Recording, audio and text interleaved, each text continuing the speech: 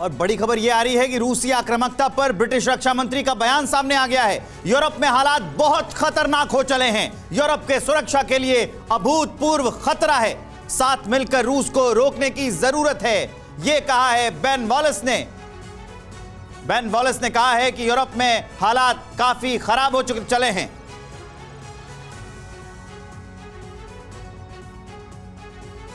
सबसे पहले एसवीपी सिंह साहब, ब्रिटेन की तरफ से, वेस्टर्न कंट्रीज की तरफ से ये जो तैयारियां की जा रही हैं, ये जो तैयार किया जा रहा है खुद को रूस के हमले से बचने के लिए, ऐसा नजर आ रहा है ये तैयारियां क्या रक्षात्मक कार्रवाई के तौर पर देखा जाए या फिर वाकई कुछ बड़ा होने जा रहा है इस बार?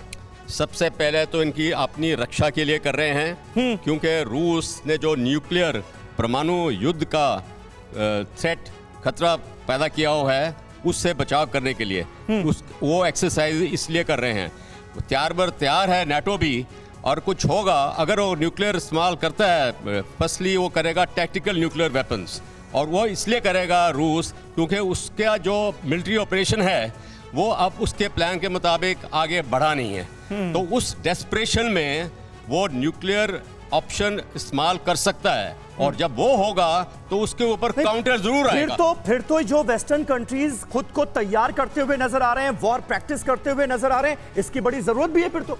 मेरे हिसाब से ये मैं सर से सहमत नहीं हूँ। रूस अभी भी बिल्कुल ही कंट्रोलिंग पोजीशन में है, और ना ही, और उसने शायद अपने 1 या 2% ही कन्वेंशनल वेपन्स यूज किए हैं।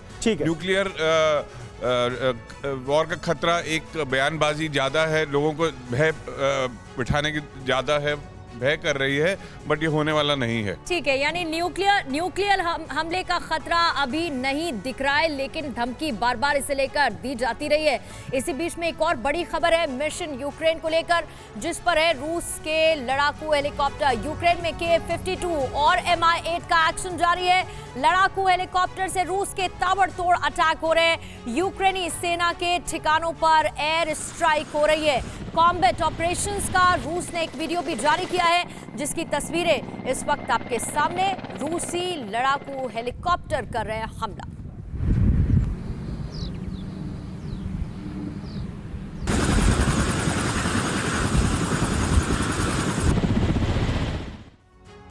और देखिए, इस बीच एक और बड़ी खबर है। रूस ने दी है अमेरिका और नाटो को खुलेआम धमकी। रूस ने कहा है कि धैर्य की परीक्षा ना ले पश्चिमी देश। रूस ने पश्चिमी देशों पर लगाया यूक्रेन को उकसाने का आरोप।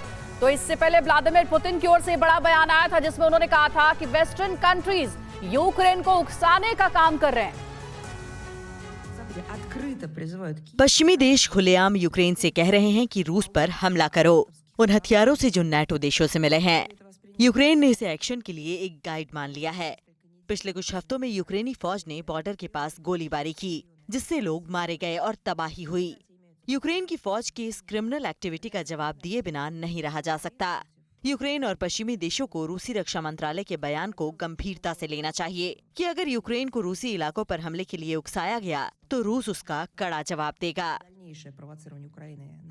तो देखिए, रूस की ओर से ये जो बयान जारी किया गया अपने आप में बहुत अहम है। प्रोफेसर राजन, आपको क्या लग रहा है? पहले तो हम ये देख रहे थे कि पर्दे के पीछे से सपोर्ट मिल रहा था यूक्रेन को, लेकिन अब तो खुलेआम अमेरिका सपोर्ट कर रहा है, नाटो कंट्री सपोर्ट कर रही है, ब्रिटेन ने तो वॉर प्लान भी बना लिया है। आपको नहीं लगता कि अब आमने सामने की जंग हो गई है इन कंट्रीज और रूस की, जिसके बारे में पुतिन चेतावनी भी दे रहे हैं, असर कुछ नहीं हो रहा है? देखिए, अभी जो है ये बिल्कुल क्रूशल दौर पे है। ये यहाँ पे 3 ऑप्शंस होते हैं, या तो रशिया अपने एरिया को सिक्योर करके विड्रॉ करे, या फिर बात को आगे बढ़ाए। जिस ढंग से ब्रिटेन बात कर रहा है, ब्रिटेन के रक्षा मंत्री बात कर रहे हैं कि रशिया पे अटैक करे, तो रशिया पे अगर अटैक होता है तो यह मान के चलें कि ये एस्केलेट होगा।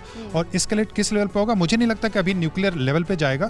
अब पहले क्यू पे अटैक हो सकते हैं, दूसरे जो वेपन्स हैं वही यूज हो सकते हैं, न्यूक्लियर ऑप्शन बाद में आ सकते हैं, लेकिन यस जरूर है कि नाटो भी फिर इन्वॉल्व हो सकता है। राठौर सर, बहुत बहुत संक्षेप में, वॉर की फ्यूलिंग हो रही है नाटो कंट्रीज की ओर से, वेस्टर्न कंट्रीज की ओर से।